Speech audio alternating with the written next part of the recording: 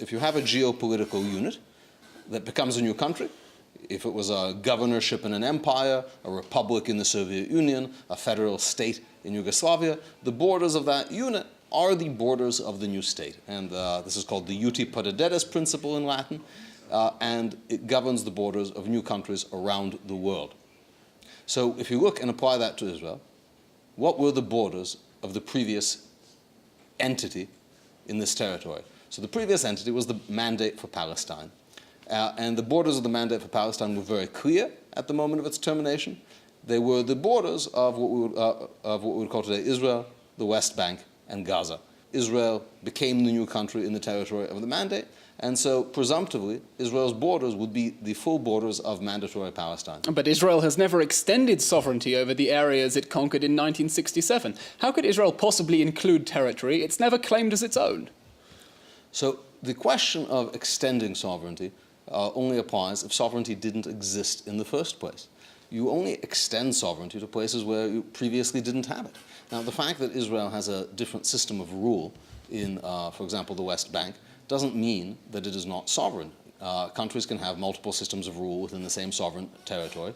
And indeed, the fact that Israel has specifically applied Israeli law to East Jerusalem shows that Israel does indeed think that it has a sovereign claim over this territory. But the rest of the territory it governs under the laws of belligerent occupation, on its own terms. So it does not govern them under the laws of belligerent occupation. Rather, it chooses to apply some of the rules of belligerent occupation in order to have international calm. And the reason for this is quite clear. The government said this in 1967. Israel believes it has a sovereign claim to this territory, but wants, ideally, in some future peace negotiation, to be able to spin it off and give it away to someone or create a different country in it. If the West Bank is part of sovereign Israel, surely it's not a question of discretion whether we give full citizenship to all the Palestinians who live there. Indeed, it is a question of discretion if part of the idea is to hopefully, in the views of the government of Israel, give away some of this territory. Then giving citizenship to the Palestinians would make it almost impossible to create a Palestinian state, because the Palestinians would, of course, already be citizens of Israel. But the Palestinians have been given something different. They've been given their own government, which governs every aspect of their lives. If Palestinians were to be given the right to vote, for example, in Israeli elections, as the Palestinians in East Jerusalem have been, that would mean they can't vote for the Palestinian National Authority. And the Palestinians clearly prefer and are probably happier voting for a government that represents their views rather than just being another faction in the Knesset. Do the Palestinians have a right to self-determination? So in international law, it is thought that all peoples have a right to self-determination. The right to have autonomy in one's local decisions, linguistic autonomy, religious autonomy. It is not the right to have an independent country. And the evidence of that is there are over 3,000 independent secessionist movements around the world. There are tens of thousands of ethnic groups, and no one thinks that they all are entitled, as a right of their right to self-determination, to have their own country. So, for example, the Catalans.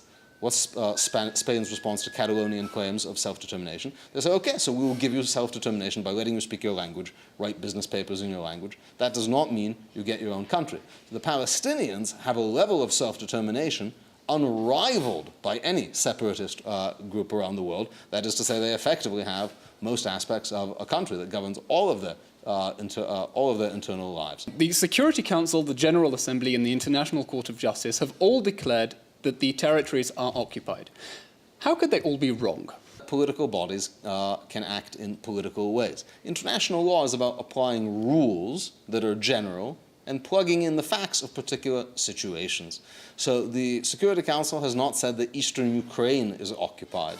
The Security Council has not said that Abkhazia, part of Georgia, is occupied. They have not said that Nagorno-Karabakh is occupied.